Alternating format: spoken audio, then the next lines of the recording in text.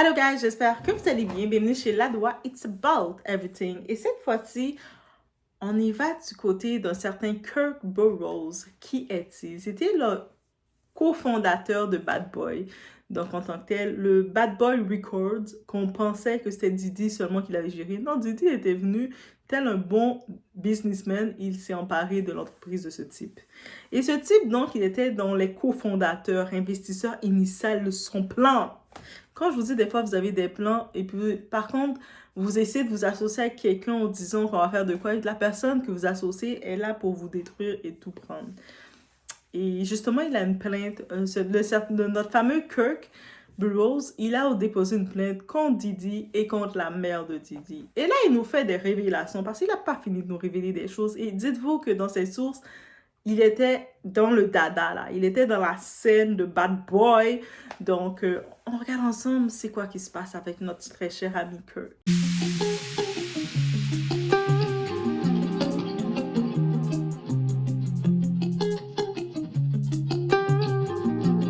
Comme on le sait, en 98, il y a eu le shooting fatal qui a mis la vie de notre rappeur Tupac.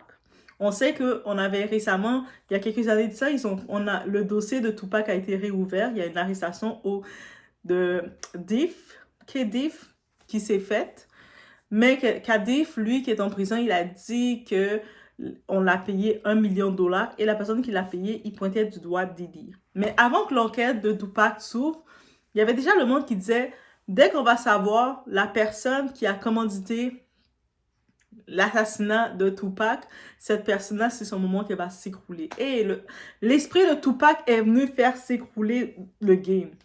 Et semblerait-il que notre très cher ami Diddy, c'est pas que Tupac qui l'a commandité. Bien entendu, pourquoi s'arrêter là? Il y a aussi une autre personne qui l'a commandité, et c'est qui? B.I.G. So, ça veut dire que Diddy, qui est en prison, il a commandité deux grandes légendes du hip-hop, que ce soit Tupac et B.I.G. Parce que techniquement, on se rappelle, ceux qui connaissent le game, le hip-hop, le rap et tout, le old school surtout, vous vous rappelez que B.I.G., Biggie Small, Christopher Wallace et à la base Tupac avaient été amis. Jusqu'à ce qu'on voulait les dissocier. Et puis maintenant, Kirk, le cofondateur de Bad Boy, il nous laisse entendre que Diddy était jaloux de l'amitié entre B.I.G. et notre très cher ami Bad Boy, entre B.I.G. et Tupac. Et puis aussi, on parle que le moment de la mort de Biggie prévoyait, B.I.G. donc, il prévoyait laisser Bad Boy. Il voulait laisser Diddy là. Il voulait faire son propre label et puis il commençait à reparler avec Tupac ou je sais pas trop quoi. Il y avait une période de tout ça. Et en tant que tel, quand on regarde le livre de Kim Porter, le livre qu'on dit c'est le vrai, c'est pas le vrai livre, mais Kim Porter disait aussi que Diddy était très... il prévoyait des plans. Il parlait avec son associé qui était un certain Jay-Z à l'époque, un Sean Carter à l'époque. Et il voulait mettre fin à tout ça. Guys, c'est dit qu'est-ce qu'il en est. Donc, de ce qui sort de tout ça, ces grosses accusations qui sortent, que Diddy, au-delà de tout ce qu'on l'accuse, parce qu'actuellement, Diddy, on l'accuse de tellement de choses que je ne sais même plus de quoi qu'on l'accuse parce que ça l'est, c'est comme ça. On ajoute qu'il est responsable de la mort de Tupac et de B.I.G. Et puis, vous savez, l'audace de tout ça, il faut se rappeler il faut se rappeler d'une chose. Diddy, jusqu'au dernier moment, il a encore le catalogue de Biggie. Donc, il fait encore de l'argent sur le nom de Biggie. Même à sa mort, il a fait encore plus d'argent. Il laissait entendre « Mais c'est mon meilleur ami !» Vous savez, le monde qui pleure fort sur quelque chose, là, c'est les plus hypocrites. Hein? Et puis, on se rappelle que dernièrement, la mère de B.I.G., elle essaie de rejoindre Diddy avant qu'ils soient en prison pour justement parce que B.I.G., il a 2 enfants. Il a eu le temps d'avoir 2 enfants. Il avait une fille et puis il avait fait l'enfant qu'il a fait avec Faith Evans, son garçon. Donc, et l'enfant qu'il a fait avec Faith Evans, parce qu'on sait que c'est Faith Evans qui a trahi un petit peu B.I.G. On le sait, on connaît Faith Evans. Les femmes de Jezabel, là, c'est ça qu'elles servent, c'est des pièges, et puis qui a été utilisé pour tout ça, on le sait. Mais la mère de B.I.G., elle était en train de dire, mais c'est pas normal qu'on n'a aucun argent de notre fille. C'est-à-dire, depuis toutes les années, on voyait les musiques de B.I.G. qui se sont commercialisées, qu'il vendait ses sons. La mère et les enfants, les petits-enfants, surtout sa première fille qu'il a eue, ont rien eu. Et sa mère de B.I.G., c'est de ça qu'elle se plaignait.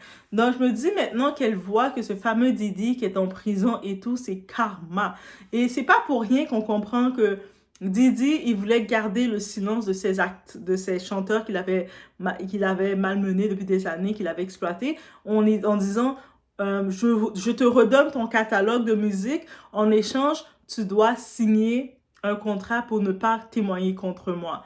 Mais il y en a beaucoup qui ont refusé, comme que ce soit Miss, que ce soit plein d'autres personnes qui ont refusé, et dont la mère de B.I.G. a refusé. Elle n'a pas le catalogue encore. Donc, c'est important de le mentionner. Pourquoi? Parce que on se rend compte du visage de Diddy.